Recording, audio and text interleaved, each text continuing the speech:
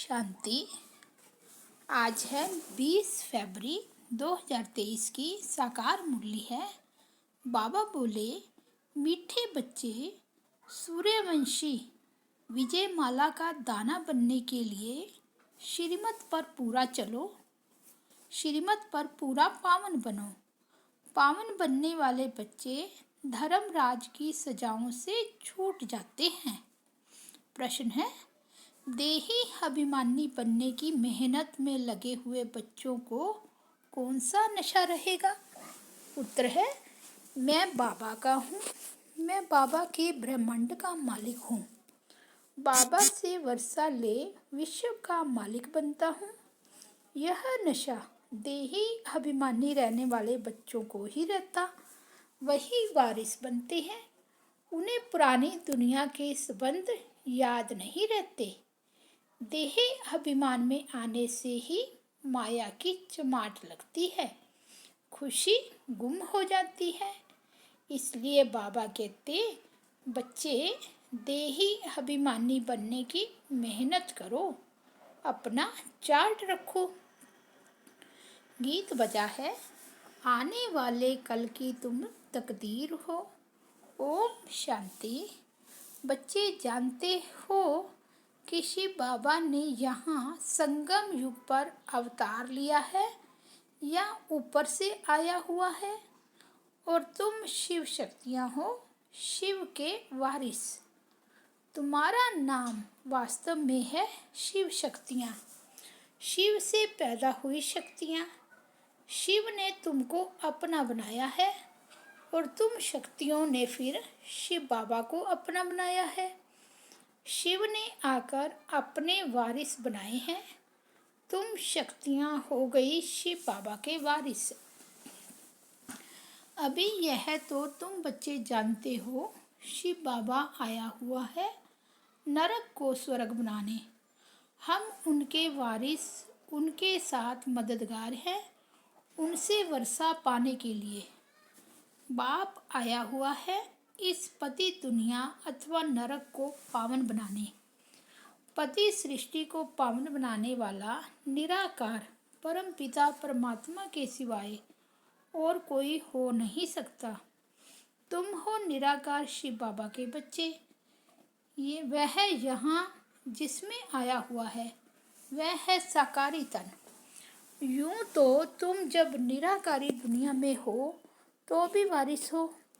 सब आत्माएं उस परम पिता परमात्मा के बच्चे हैं, परंतु वह हो गया निराकारी दुनिया में।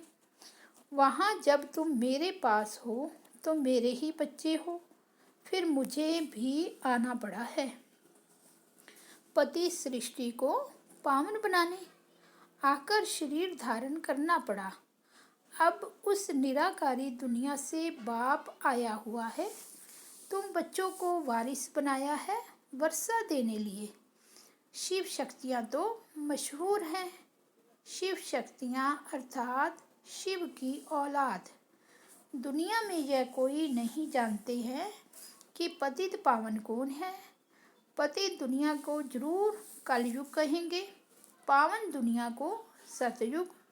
निराकारी दुनिया में तुम आत्माएं सदैव पावन रहती हो। गाते भी हैं, हे पतित पावन आओ। भिन्न भिन्न प्रकार से याद करते हैं, परंतु समझते कुछ भी नहीं है। यह नहीं समझते कि पावन बनाने के लिए जरूर कलयुग के अंत में संगम पर आएंगे। बाप कहती हैं, मैं कलयुग, मैं कल्प के संगम युगे आता हूँ। आकर तुम बच्चों को अपना वारिस बनाता हूँ। गोवा तुम डबल वारिस बनते हो। वैसे तो तुम शिव बाबा के बच्चे हो, परंतु अपने को भूल गए हो।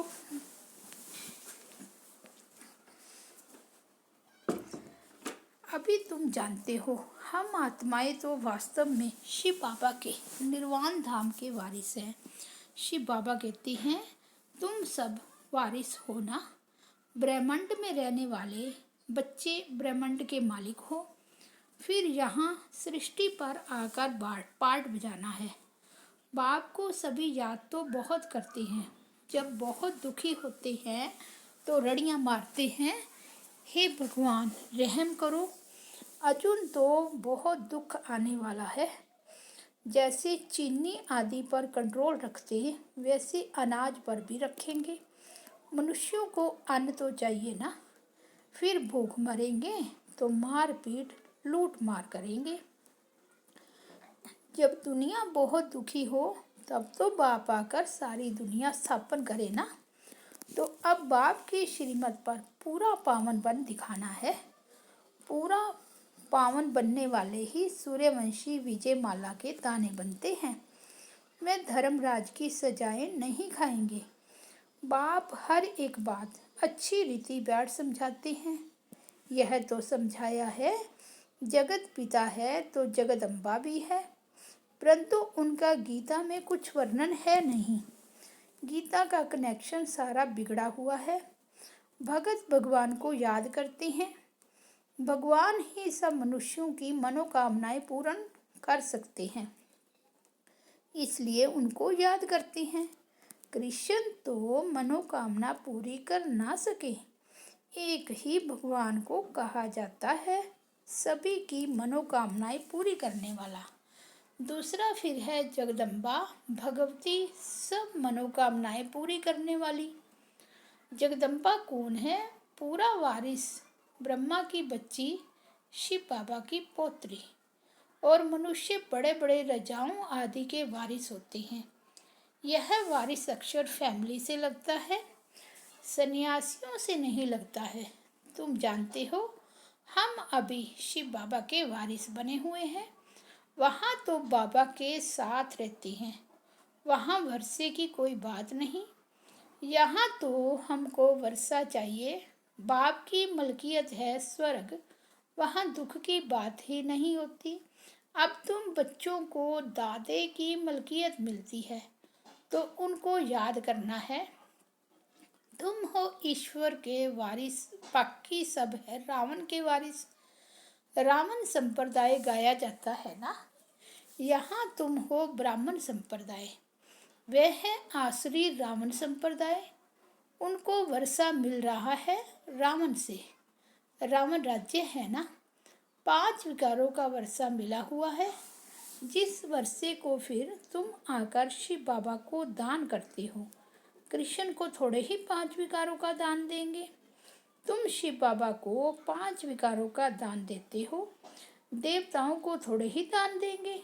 कृष्ण आदि देवताओं ने तो विकारों का दान शिव बाबा को दे ऐसा बद पाया है, वे फिर दान कैसे लेंगे?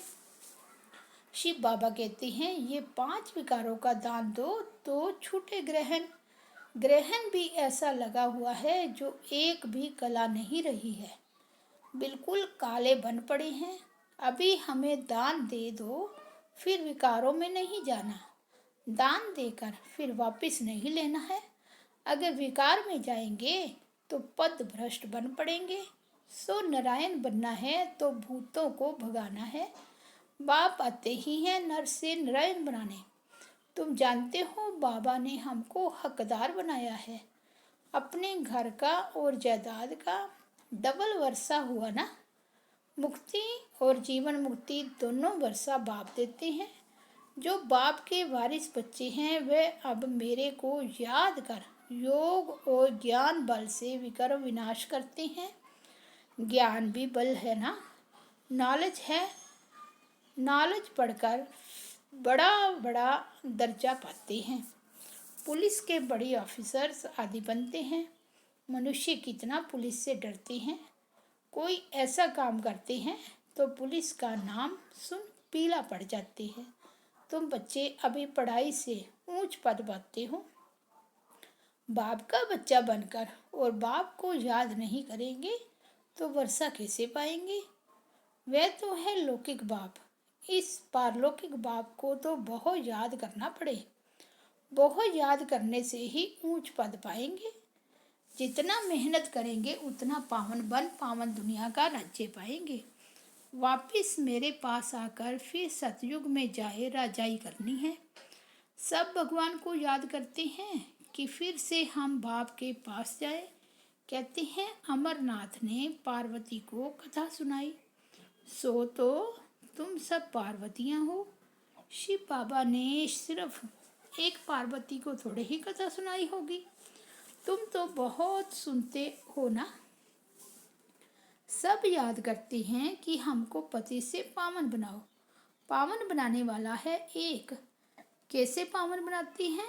पहले पहले जगदम्बा पावन बनती है, फिर उनकी शक्तियाँ हैं। स्वर्ग का रचयिता एक ही बाप है और कोई हो ना सके। अभी तुम अनुभवी बन गए हो। तुम बच्चों को कितना नशा रहना चाहिए। शिव बाबा तुमको गोद में ले स्वर्ग का मालिक बनने लायक बनाते हैं। तुम समझते हो हम ईश्वर की गोद में आए हैं। जरूर ईश्वर हमको वापस अपने साथ ले जाएंगे। खास तुम बच्चों को वारिस बनाया है, तुम्हारा पार्ट है। अभी तुम्हारी बुद्धि कितनी विशाल हो गई है।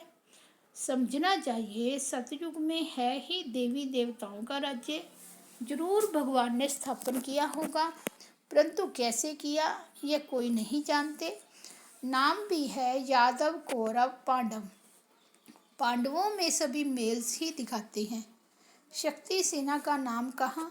तुम हो गुप्त। उनको तो पता ही नहीं।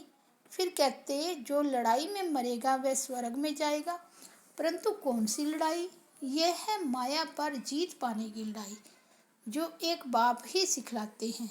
जबकि तुम समझते हो प्रॉपर शिव बाबा ने हमको गोद में लिया है, अडॉप्ट किया है, तो और सब तरफ से बुद्धि योग टूट जाना चाहिए। राजा की गोद में जाएंगे तो राजा रानी का ही बच्चा अपने को समझेंगे। प्रिंस प्रिंसेस ही मित्र संबंधी होंगे। वह कुल अथवा बिरादरी बदल जाती है। तो यहाँ भी ब्राह्मण कुल का बनना है। देवताओं अथवा शक्तियों के साथ नारद को भी बिठाते हैं। भगवान ने नारद को कहा तुम अपनी शक्ल तो देखो। नारद भक्ति करता था। अभी तुम बच्चों को अच्छी रीति पुरुषार्थ करना है। तुम्हारे अंदर कोई भी भूत नहीं होना चाहिए। कोई क्रोध करे तो समझो इनमें भूत है। 5 विकारों का यहाँ दान देना है, तब वह नशा चढ़ सके।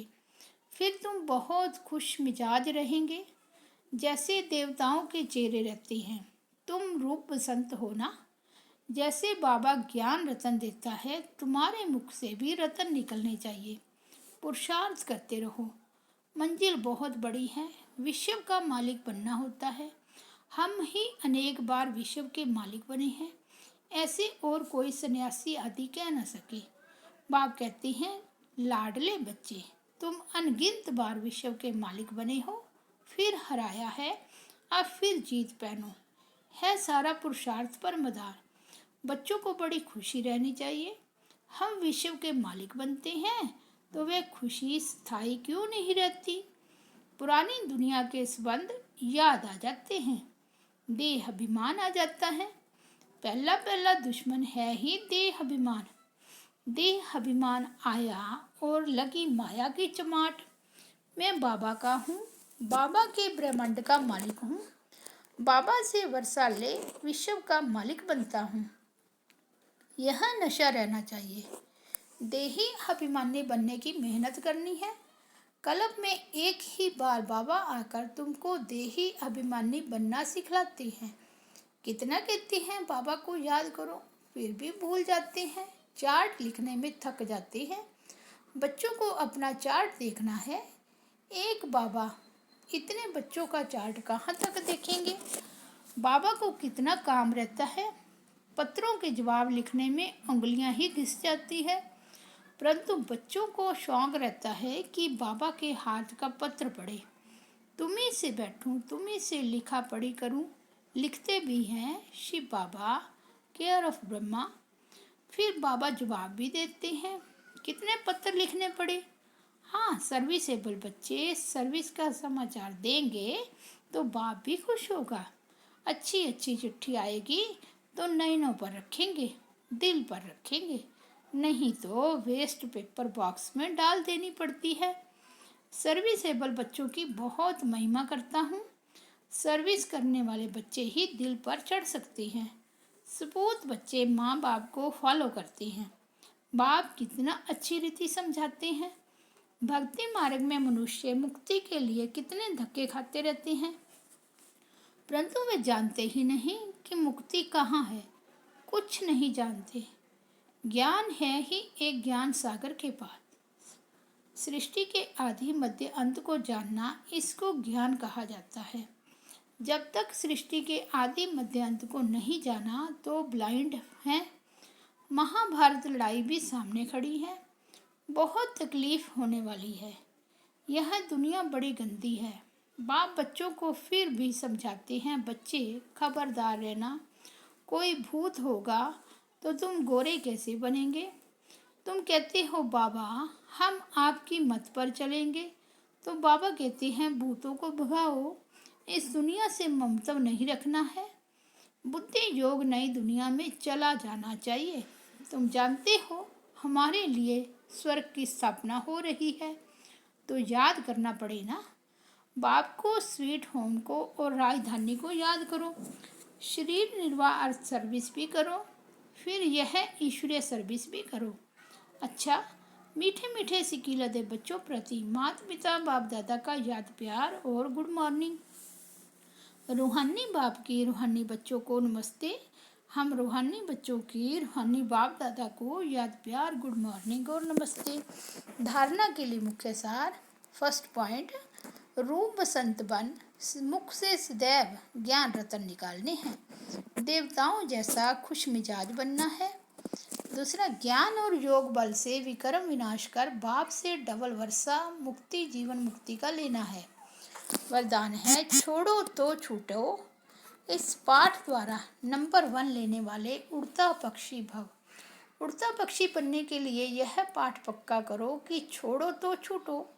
किसी भी प्रकार की डाली को अपने बुद्धि रूपी पांव से पकड़कर नहीं बैठना। इसी पाठ से ब्रह्मा बाप नंबर 1 बने। यह नहीं सोचो कि साथी मुझे छोड़े तो छूटूं, संबंधी छोड़े तो छूटूं, विघन डालने वाले विघन डालने से छोड़े तो छूटूं।